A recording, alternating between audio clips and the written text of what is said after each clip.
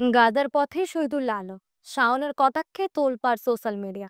একদিকে যুদ্ধবিধ্বস্ত গাজার পথে এগিয়ে যাচ্ছে এক সাহসী আলোকচিত্র শাহিদুল আলী। মানবতার পতাকা হাতে তিনি জীবন বাজি রেখে যাচ্ছেন অবরুদ্ধ মানুষের পাশে দাঁড়াতে। অন্যদিকে ঢাকার সোশ্যাল মিডিয়ায় চলছে কটাক্ষ, ব্যঙ্গ আর বিভাজনের ঝড়। কি ঘটছে আসলে? গাজার পথে এই মানবিক অভিজাতের মাঝেই কেন সৃষ্টি হলো নতুন বিতর্ক? বিশ্বখ্যাত আলোকচিত্র ও মানবাধিকার কর্মী শহীদুল আলম যোগ দিয়েছেন আন্তর্জাতিক গ্লোবাল সমুদ্র ফ্ল্যাটিনা অভিযানে। এই অভিযানের লক্ষ্য ইসরায়েলি অবরোধ ভেঙে গাজার নিপীড়িত মানুষের কাছে মানবিক সহায়তা পৌঁছে দেওয়া। ইতিমধ্যে বেশ কয়েকটি জাহাজ ইসরায়েলি বাহিনীর হাতে আটক হয়েছে, তবু পিছু হাঁটেনি শহীদুল আলম। তিনি নিয়মিত তার সামাজিক যোগাযোগ মাধ্যমে জানিয়েছেন অভিযানের অগ্রগতি, কিন্তু এক পর্যায়ে তিনি পোস্ট করেন, আমি ইসরায়েলি বাহিনীর হাতে আটক। খবরটি ছড়িয়ে পড়লেই চরম উদ্বেগে ভেঙে পড়ে যায় সামাজিক মাধ্যম।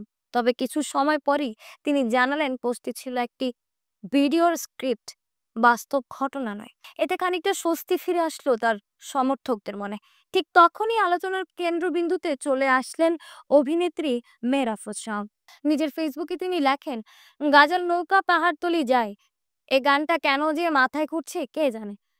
শুধু তাই নয়, শহীদুল আলমের নাম বিকৃত করে উল্লেখ করেন ফজলুল আহমদ সাহেব। তার এই মন্তব্যকে ঘিরে তুমুল সমালোচনার ঝড় উঠেছে। অনেকেই তাকে ব্যঙ্গের মাধ্যমে মানবিক উদ্বেগকে অবমাননা করার অভিযোগ তোলেন। নেটিজেনদের কেউ কেউ মন্তব্য করেছেন, সরকারের সুবিধাভোগী হয়েই হয়তো তিনি এমনভাবে কথা বলতে পারছেন। আবার কেউ প্রশ্ন তুলছেন, মানবিক কাজকে ব্যঙ্গ করা কি শিল্পীর দায়িত্ব? একদিকে গাজার মানবতার জয়যাত্রা, অন্যদিকে দেশ ব্যঙ্গ, কটাক্ষ আর বিভাজনের রাজনীতি। দুটি চিত্র, দুটি মানসিকতার প্রতিচ্ছবি। শহীদুল আলম যেখানে মৃত্যুর ভয় উপেক্ষা করে শান্তির বার্তা ছড়াচ্ছেন, সেখানে আমরা কি এখনো ঘৃণার বিদ্বেষে বন্দী হয়ে আছি?